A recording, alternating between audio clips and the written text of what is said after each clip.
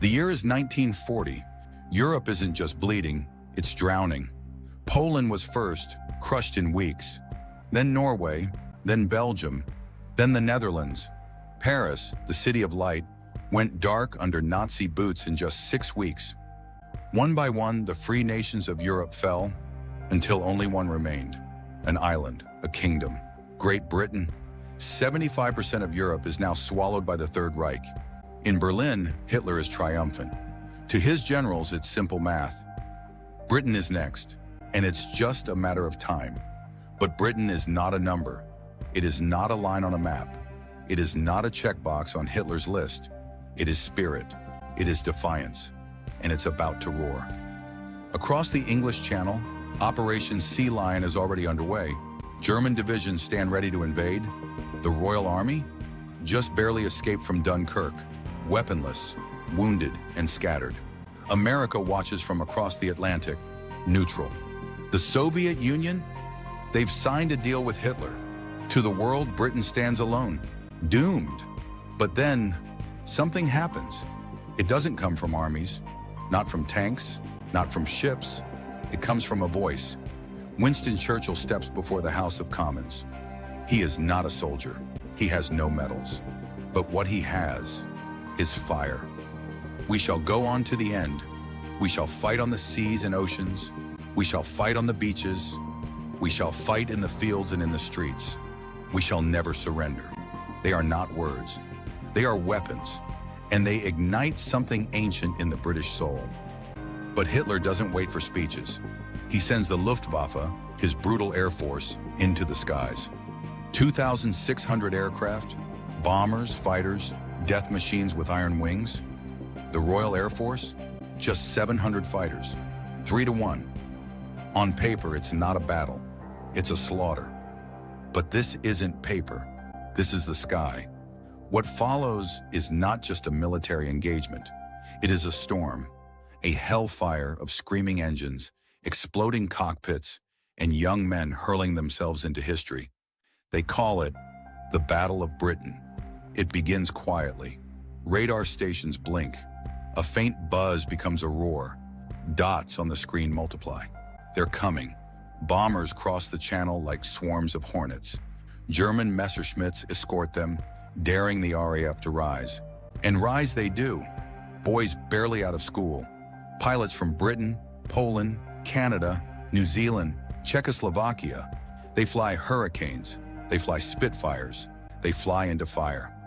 August 14th, Eagle Day. The Luftwaffe launches its full fury.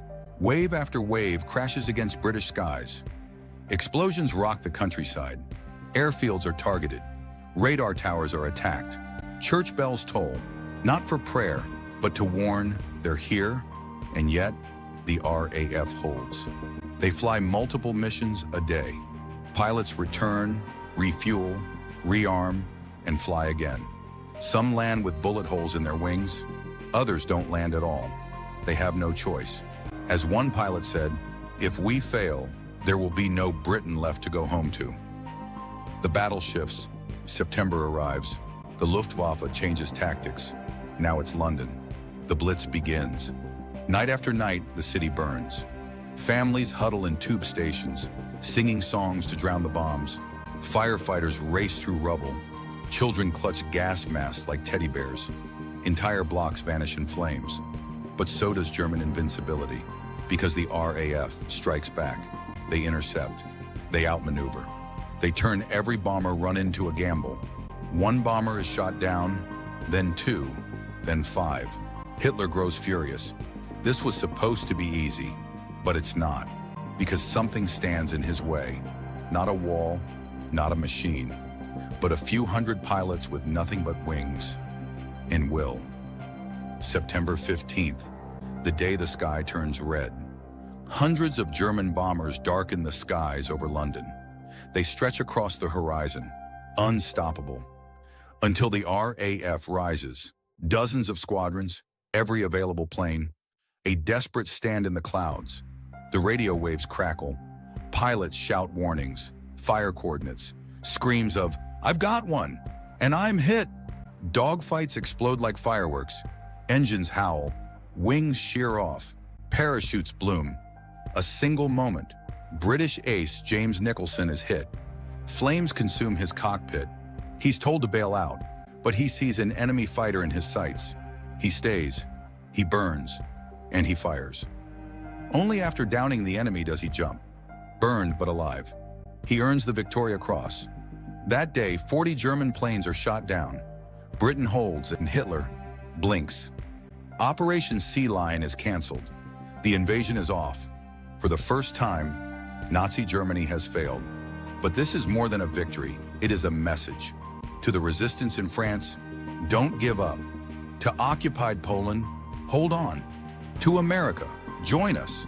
And to every soul staring at Nazi boots from behind bars and barbed wire, hope is alive. The RAF lost over 500 pilots. Many were teenagers. They are buried in quiet fields, but they changed the world. Churchill says, "Never in the field of human conflict was so much owed by so many to so few." He is right. This was not just a battle for land, it was for liberty.